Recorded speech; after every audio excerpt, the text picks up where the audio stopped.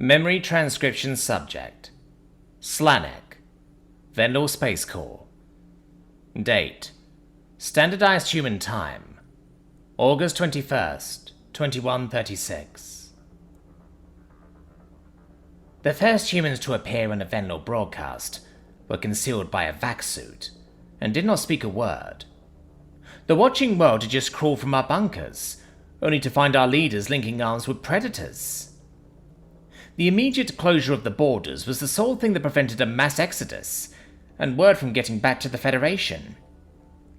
There was a great deal of skepticism from the public, as Governor Tarver proclaimed that these beasts were peaceful. We were all waiting for them to throw their lot in with the Arxor and prove her wrong.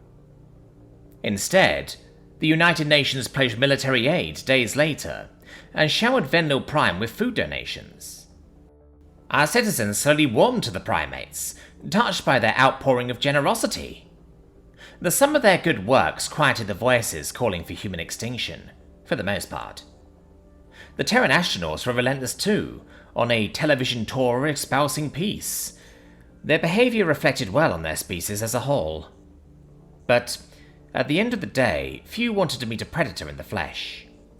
As human volunteers took to the stars, the scientific communities of two worlds worked to smooth over our first interactions. We found ourselves inundated by Terran entertainment, granting us a peek behind their bestial exterior. The first literature Earth shared with us was Frankenstein, which I'm pretty sure was a thinly veiled analogy. How do you convince the world that you're not a monster when they decide with a single glance? The scientists decided it would make a difference mentally for us to bond and to see them as people. A program was launched to talk to humans via text chat. No videos or images. Their appearance was the stuff of nightmares, so it was easier to start without that in mind. Out of morbid curiosity, and perhaps some pity for Frankenstein's wretch, I had volunteered. The human I spoke to was named Marcel. He was a soldier with a dry sense of humor, a passion for environmental causes, and a philosophical mind.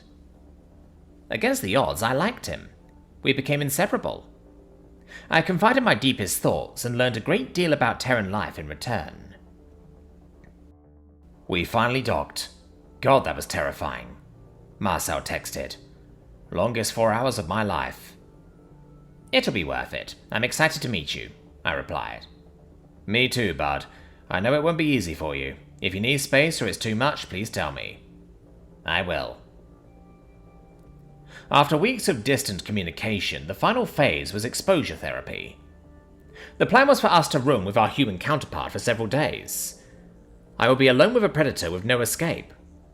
They said once you got past the first few hours, the nerves would settle down. We needed to get used to the humans if they were ever to be accepted. What do you think I look like? Marcel asked. In your head? I don't know. I try not to think about it. Why not? You know what humans look like from TV. Well, it's weird to think that you're a predator.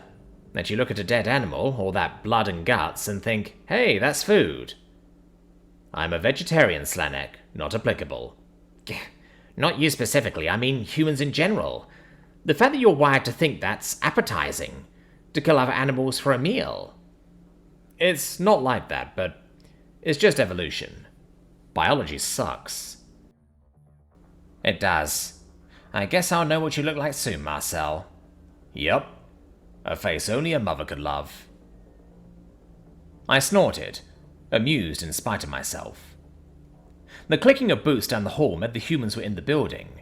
There were mere seconds to brace myself. I switched off my holopad and tried to regulate my breathing. We were allowing enough of them in to handily overtake this space station, if they were to try. These were social predators, so perhaps encouraging them to travel in packs wasn't the best idea. The door swung open. I was flabbergasted by the imposing wall of muscle that entered. Something deep in my subconscious howled at the sight of a predator, blocking my only escape route. Startling hazel eyes scanned my figure, and my breath hitched in my throat. Marcel's lips twitched for a moment, and I could tell from how he pursed them that he didn't want to smile. We had been warned repeatedly, about the human's teeth-bearing display of friendliness. Slanek! The voice was harsh and raspy, as though he was gargling salt water. I know the feeling's not mutual, but God, you're adorable. I gritted my teeth, trying not to back away. Thanks. Come in. The human saw that I had set my belongings on the bottom bunk and tossed his duffel bag on top. Well, this isn't that bad, I thought. There had been no sudden movements, he was keeping his distance, and he didn't have the razor teeth of the Arxor. With his back to me, I couldn't see his piercing eyes. Or positives. My heart was hammering in my chest, but I had kept myself together. Sheesh, I'm starving, the human announced, as he began to unpack. There were few words I would have liked to hear less. Isolated in close quarters with a hungry vegetarian predator? Ah, fuck, why had I signed up for this? The nearest meal was obviously me. I skittered backward on instinct, trying to shield my throat. Marcel frowned. I was just going to suggest that we grab a bite together.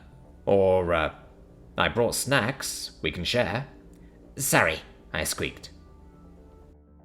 The human retrieved a plastic bag from his belongings and popped it open with a single tug. He withdrew a yellow wafer, shoving it down his gullet. As he turned the bag to face me, I eyed the offering suspiciously. It's a potato chip, he said, before I could ask. Bait from a Terran plant. Did I trust the predator enough to consume his foodstuff? How did I know it wasn't dried animal fat? I tried to remind myself that this was my friend, the one who gave me relationship advice and told silly jokes. My stomach squirmed as I grasped a chip, but I placed it in my mouth anyways. It was salty and starchy, yet strangely addictive. My ears twitched with pleasant surprise. That's good, isn't it? Marcel mumbled for a mouthful of food. I figured we could use some carbs before these experiments you want us in. They mentioned something about that. It's psychological research, isn't it? I don't know. Your scientist just mentioned it was a test. The UN signed off on it, so I'd hope it's ethical. They probably just want to be sure you don't want to eat us. I'll pass with flying colours then. Not sure where the lab is, though. I'll take you there. Great. Let's get it over with, shall we? Once the fright began to subside, speaking to Marcel felt less forced. It tickled my instincts, but not in a way my conscious brain couldn't override. A little discomfort was nothing I couldn't handle. It wasn't like he had actually done anything to threaten me, or divert from his online persona in a noticeable way. Chatting via text was easier, but it was unfair to ostracize the humans forever. The predators had been understanding enough as things were. Unless any red flags were uncovered in their psychological screening, Terran soldiers would accompany Venal ships on today's mid-rotation patrols. It was possible UN peacekeepers would remain as permanent fixtures in our crew. In that case, I would be relieved to have a conclusive answer on the workings of the human mind. Predators were known to toy with their prey in nature. The more intelligent they were, the more sadistic and deceptive they could be. I tried not to think about what I would do if I found out Marcel's niceties were a long con. There were a few humans present at the lab, probably to monitor the methods used for research. Sarah, who I recognized as a lingering visitor from the UN First Contact team, was hunched over a microscope. She seemed to be analyzing some cell samples with a Venlo scientist, and waved at us as we entered. Welcome! How Sarah sensed us with her lack of peripheral vision was beyond me. Here for the behavioral exam? Yep, I think, my roommate grumbled. Excellent, just sign the consent form and then speak to Ilja here. Sarah gestured towards the Venlo hovering beside her. Don't worry, it'll be quick. Marcel hesitated before scrawling his name on the dotted line. I noted how thin and frail his fingers looked. For a predator, they were like spindly twigs. Either my imagination was running amok, or his hands quivered as he set the pen down. The humans looked terrifying to us, but I couldn't picture them going toe-to-toe with the Arxor. Before the ink dried on his signature, Ilja was strapping Marcel to a chair. The restraints seemed excessive for a consensual test. Electrodes were fastened to his skull, and his shirt was removed to tape a series of wires to his chest. Clips placed on his fingers fed additional data to a vitals monitor. I noticed the human growing more agitated, the more equipment he was hooked up to. The rise and fall of his chest had quickened dramatically. "Don't leave, Slanek, please," he pleaded. "This is making me nervous as hell." A sympathetic ache filled my chest cavity. It was strange to think that the Predator was afraid of us, but I hated seeing a friend in distress. What were our scientists testing, exactly? Guarantees were necessary to cement trust in these creatures, but I was worried about what would be done to achieve that. It looked as though they were planning to elicit a violent reaction from Marcel. Human subjects deserve proper treatment, not to be goaded into retaliation. Why do I feel so protective of him? I mused. I haven't known him that long. It's going to be okay, Mark. I waved my tail reassuringly. They won't hurt you. I promise. The human furrowed his brow. But you'll stay? Of course. I'll be here. Marcel relaxed, and the twinge in my chest deepened. The sentiments I felt in this moment suggested that, despite the inherent risk, it was possible to grow attached to a predator.